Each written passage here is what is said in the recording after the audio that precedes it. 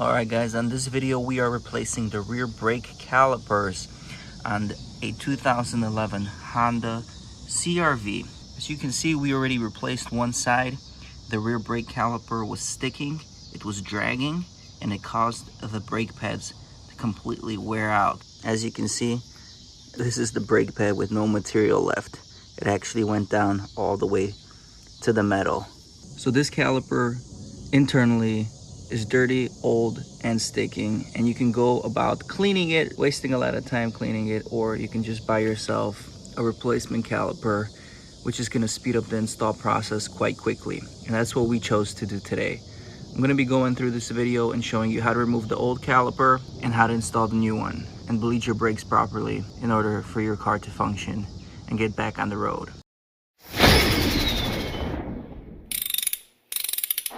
As you can see, the brake pads wore out so much, it actually dug into the rotor here on the outside edge. Made a nice little groove there. So we're gonna replace this caliper here, and the way to do it, first you're gonna remove these two 12-nut bolts on the caliper itself, and then there are two 17-mil bolts, one over here, the big 17 mils, these two here. And then lastly, there's this banjo bolt here that we will remove just to get the brake line free from the caliper.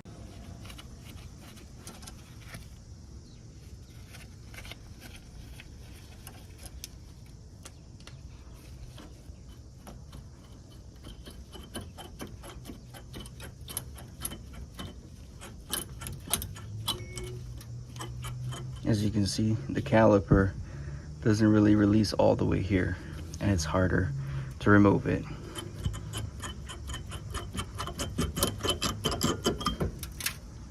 There we go. I'm just gonna let it rest right here for now. And now we remove the 17 mil here and the 17 mil here to get rid of this whole caliper bracket.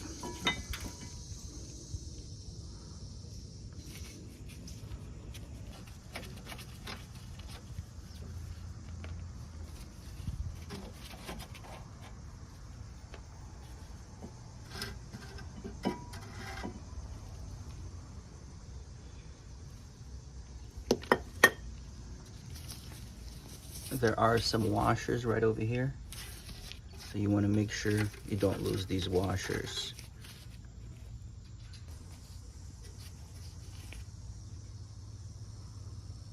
Before I disconnect the old caliper, I want to make sure I'm going to reinstall the new caliper. Make sure everything fits, and actually it's going to be quite easier this way later.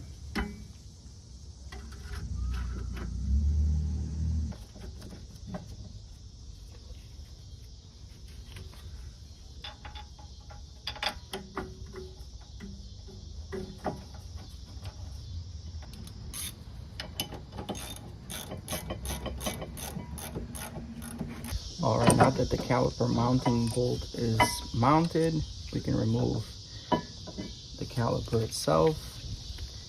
As you can see, everything is nice and tight. These back bolts, you want to torque to about 80 pound-feet. And the reason we want to mount everything here, and now we're going to install the brake pads and all the hardware, is because at the end of everything, once this is all ready and mounted, all I have to do is just remove this banjo bolt from this caliper and quickly mount it onto this caliper right over here. And what's that gonna do is gonna minimize the amount of fluid that drains out of the brake system, brake line, and it's just gonna be a cleaner, easier job. The new caliper does come with new hardware, as you can see right below. It also does come with a new banjo bolt and two copper fittings to make sure everything seals up quite well. I take a little bit of my brake caliper grease.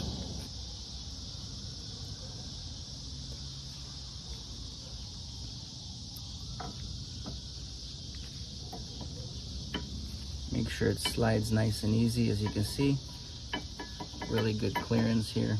Now I'm gonna take my piston and I'm gonna grease up the whole interior cylinder there.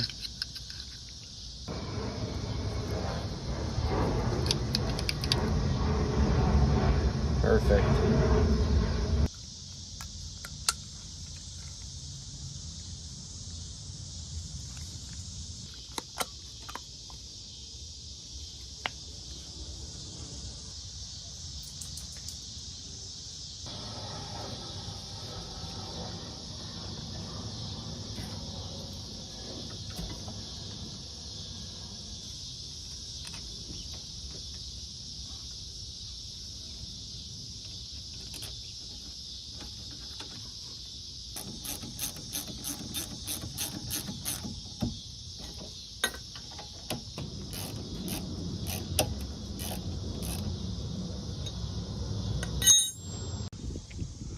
also like to remove the bleeder screw, and I'm gonna lube up the bleeder screw.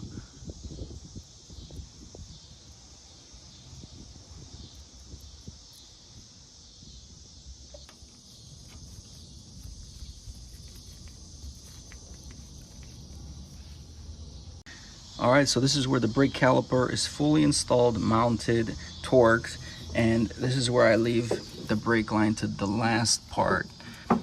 I'm gonna get my impact gun. We're gonna remove this 14 millimeter nut right here from the tap. And as soon as we remove it, we're gonna transfer that line right over here.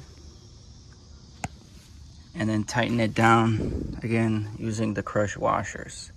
I found this to be the easiest, fastest way to do it instead of letting the line drip from the very beginning, lose a ton of fluid. So why don't you get everything ready first, make sure everything fits before you drop that line. Okay,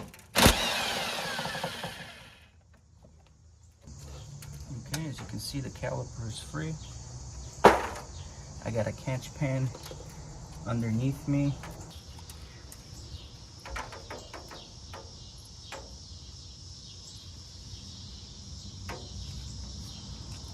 Putting my banjo bolt through here.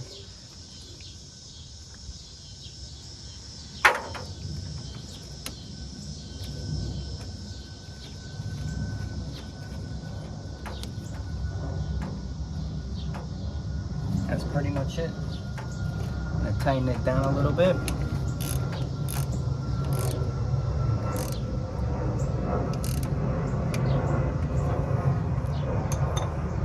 Nice and tight and sealed. I got one tip for you guys still though. The tip here is take a little hammer, hit it a few times just to get that seal nice and crisp, and then just a little bit more torque, a little bit more hit.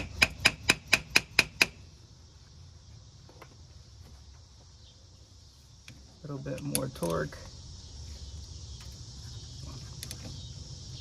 All right, that's it. She's done, sealed, and let me show you how much fluid we lost. That's all the fluid we lost. That's why I like this method.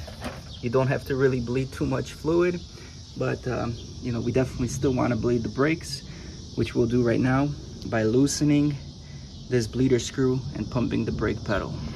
I got some old brake fluid left that I opened a couple months ago, so we're gonna fill it up with that.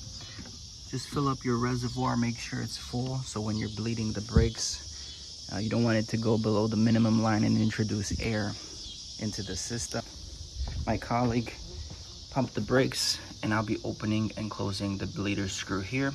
I have a little do-it-yourself container that I use for this, so I'll show you that now. All right, so I got a line, nice and tight seal, right here by the fitting, going down to an old jar that I drilled a hole through it, and you got some old brake fluid there, so we got the line submerged in the brake fluid, so again, it doesn't introduce any air back into the system. You ready? On, hold, off. On, hold, off. On, hold, off. On, hold, off. All right guys, and the rear calipers are replaced. We finished the second side. Again, the old caliper that was sticking, that was causing a lot of dragging and destroying my brake pads, won't be an issue anymore because this new caliper is going to be working perfectly. It's going to be rebounding perfectly, and hopefully it lasts for the rest of this vehicle's life. Hope you guys enjoyed the video. If you learned something, hit that subscribe button, and I'll see you guys on the next video. I ain't here for the money, I ain't here for the fame.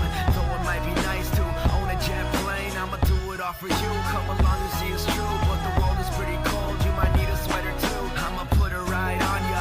Kid from California, trying to make it in life. In school they never taught ya.